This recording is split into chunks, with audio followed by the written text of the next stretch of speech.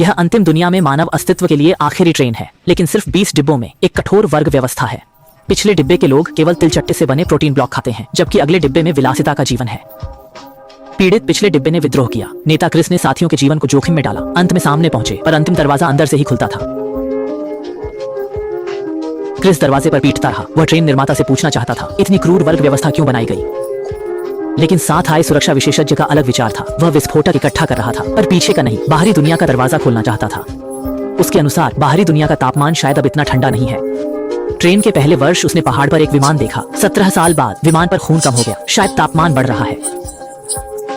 उसे अब उम्मीद नहीं थी कि विद्रोह से व्यवस्था बदलेगी, इसलिए वह भागना चाहता था। जैसे ही वह बाहर का दरवाजा उड़ाने वाला था, पीछे का दरवाजा खुला और एक महिला ने सुरक्षा विशेषज्ञ को गोली मार दी। क्रिस को ट्रेन निर्माता के डिब्बे में बुलाया गया। पहली बार उसने देवतुल्य ट्रेन निर्माता को देखा, जो एक सौम्य बुजुर्ग महिला थी। क्रिस पहला व्यक्ति था जो ट्रेन के पिछले से अगले हिस्से तक पहुंचा। फिर भी ट्रेन संचालक ने क्रिस को एक क्रूर सच्चाई बताई, उसके कथित सफल विद्रोह के बारे में। वास्तव में योजनाकार वह खुद था। वही पिछले डिब्बे के बुजुर्गों को संदेश भेज रहा था। ट्रेन में संसाधन सीमित है, जनसंख्या वृद्धि असीमित है। संतुलन बनाए रखने के लिए संचालक मानता है कि हताहतों वाले विद्रोह आवश्यक हैं। न केवल इस बार, बल्कि हर पिछले विद्रोह की योजना उन्होंने खुद बनाई थी, और क्रिस का साथी वही बूढ़ा आदमी था जिस पर उसे पूरा भरोसा था।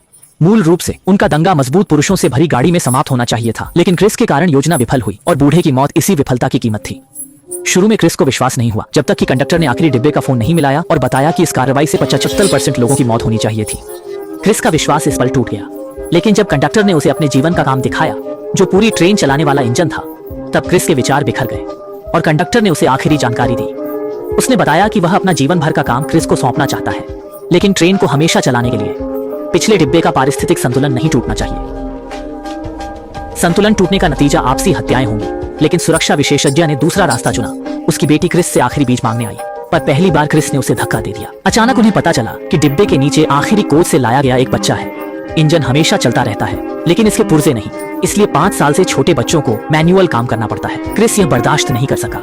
उसने अपना हाथ चलती मशीन में डाल दिया और माचिस लड़की को दे दी। उसने कंडक्टर की जगह लेने के बजाय अपना हाथ खोकर उस बच्चे को बचाया, जो इंजन का पुर्जा बन गया था, और लड़की ने दरवाजा उड़ाने के लिए विस्फोटक जला दिए। आखिरी क्षण में क्रिस और सुरक्षा विशेषज्ञ ने दोनों बच्चों को बीच में सुरक्षित रखा और एक जोरदार धमाके के साथ 17 साल से चल रही ट्रेन नष्ट हो गई। मानवता के आखिरी बचे लोग विलुप्त हो गए, लेकिन कुछ समय बाद वे दोनों बच्चे जिन्हें बचाया गया था जीवित रह गए। ट्रेन के बाहर की दुनिया बहुत ठंडी है, लेकिन वहाँ जीवन असंभव नहीं है, और उन्होंने चमत्कारिक रूप से एक जीवित ध्रुवीय भालू पाया। शायद तथाकथित संतुलन के लिए षड्यंत्र और हथकंडों से बेहतर है कि हम प्रकृति के साथ सामंजस्य से रहना सीखें।